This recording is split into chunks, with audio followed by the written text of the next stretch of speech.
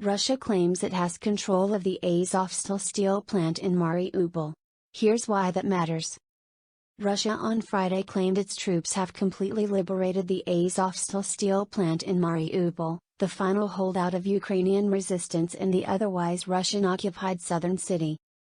CNN cannot independently verify that all Ukrainian troops have left the steel plant. Ukraine is yet to confirm Russia's claims, which, if true, would mark a symbolic military victory for Moscow. Here's what you need to know: The siege of Mariupol, the strategically important port city, was one of the first to come under Russian attack after Moscow's invasion began on February 24.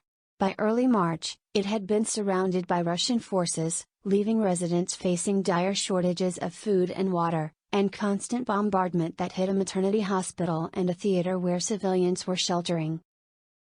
The plant, by mid-April, most of the last Ukrainian defenders were fighting to hold Russian forces back from the Azovstal steel plant, which had also become a shelter for as many as 1,000 civilians, including some seriously injured who were stranded without medical care.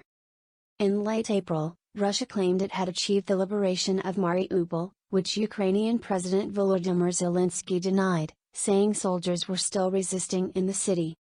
Evacuations of civilians from Azovstal began on May 1.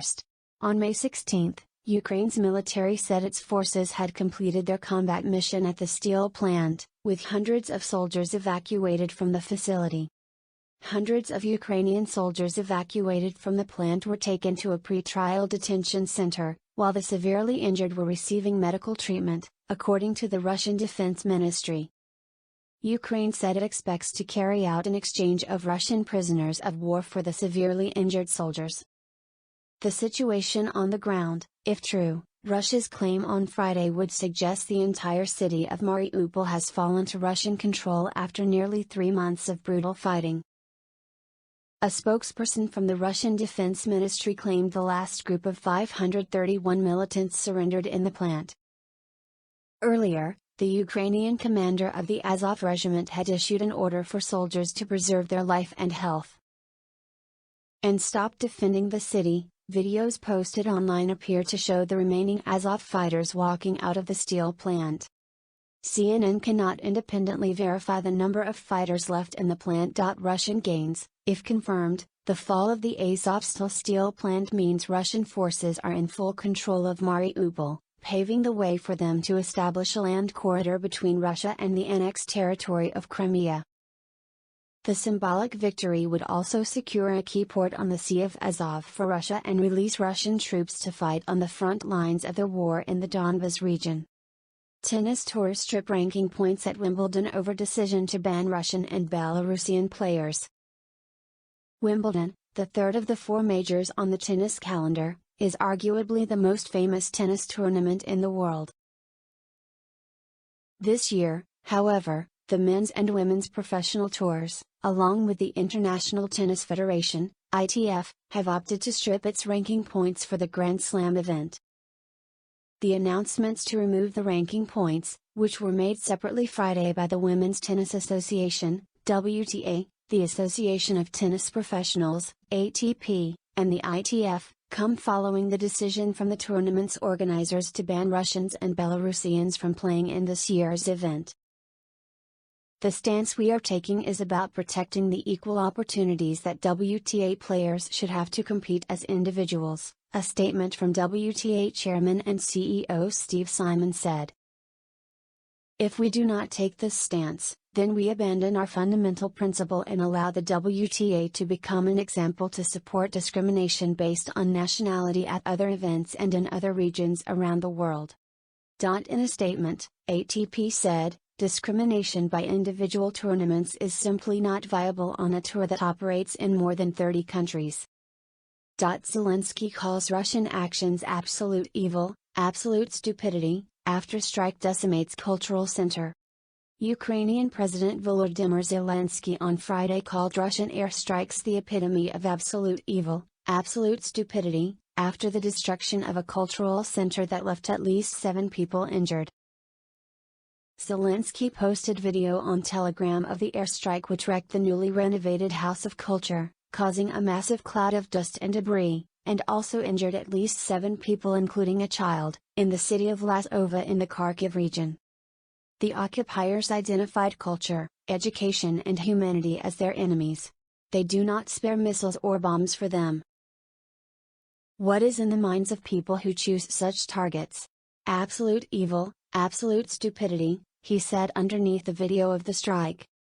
Russia claims it has completely liberated the besieged Azovstal plant in Mariupol. Russia claimed Friday that its troops have completely liberated the besieged Azovstal steel plant in the southern Ukrainian port city of Mariupol.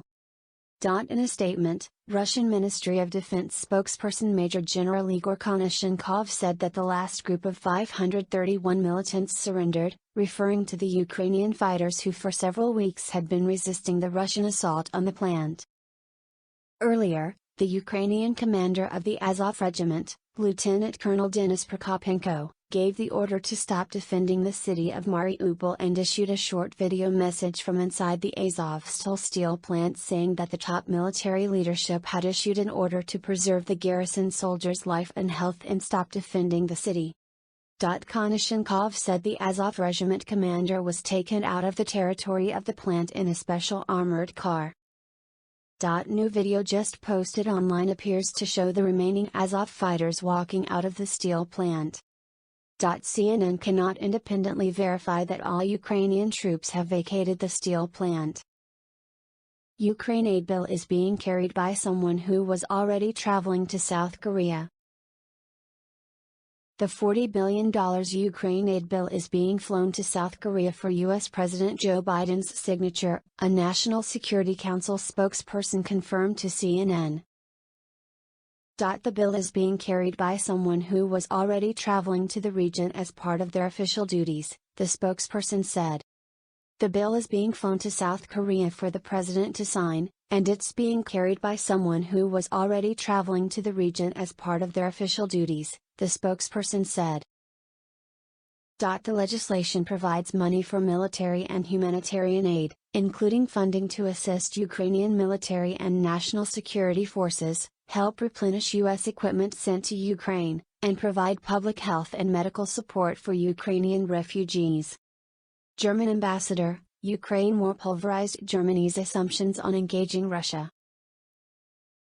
German ambassador to the U.S. Emily Haber said that a strategy of interdependence when engaging Russia has now been pulverized by the invasion of Ukraine and resulting fallout. When asked by CNN's Jim Sciutto whether Germany fundamentally misread Vladimir Putin in past years, here's how Haber responded.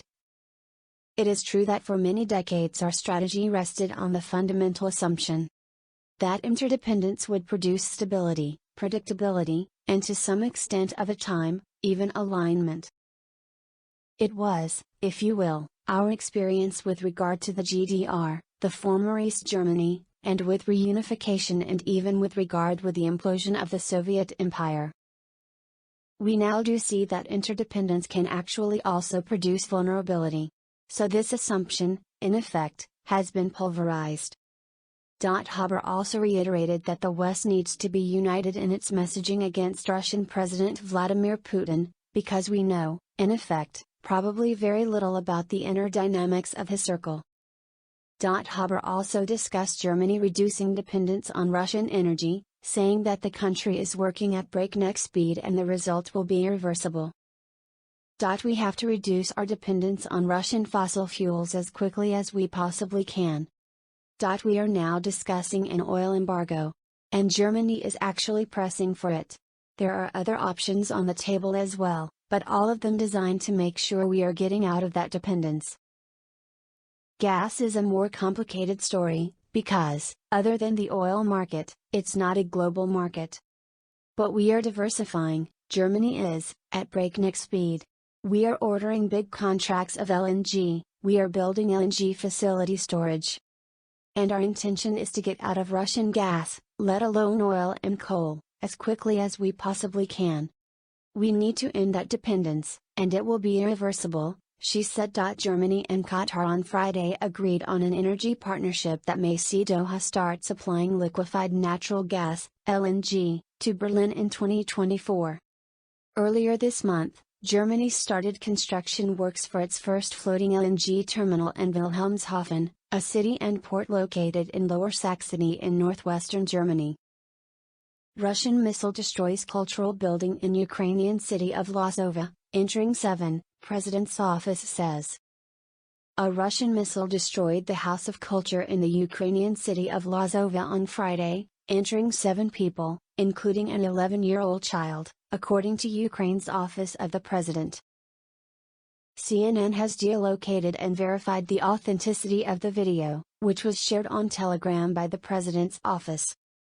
Lozova is located roughly 45 miles, about 73 kilometers, southwest of Izium, a Russian-occupied city in the Kharkiv region. The missile was seen in the video milliseconds before it destroyed the building. When the missile hit the building, there was a large flash and a smoke plume as it exploded. The president's office claimed that the building had been newly renovated. CNN could not independently confirm the injuries that the office said resulted from the missile strike. The U.S. is expected to keep 100,000 troops in Europe for foreseeable future, officials say. The U.S. is expected to keep 100,000 troops stationed in Europe for the foreseeable future unless Russia escalates and threatens Sweden and Finland or NATO members, according to multiple U.S. officials. The numbers could temporarily increase if NATO carries out more military exercises in the region, and the U.S. could add additional bases in Europe if the security environment changes, the officials added. The plans are being considered following Thursday's meeting of NATO's military chiefs in Brussels, the officials said. The military chiefs are making the recommendations to a NATO defense ministers meeting planned for June, and NATO leaders including U.S. President Joe Biden will meet in Madrid at the end of that month. The U.S. increased its overall force posture in Europe from about 60,000 troops before Russia's invasion of Ukraine to about 100,000 now, adding troops and military assets to countries along Europe's eastern flank to support NATO and to further deter Russia. The U.S. contributed thousands of troops to NATO's response force, which was activated for the first time in NATO's history earlier this spring.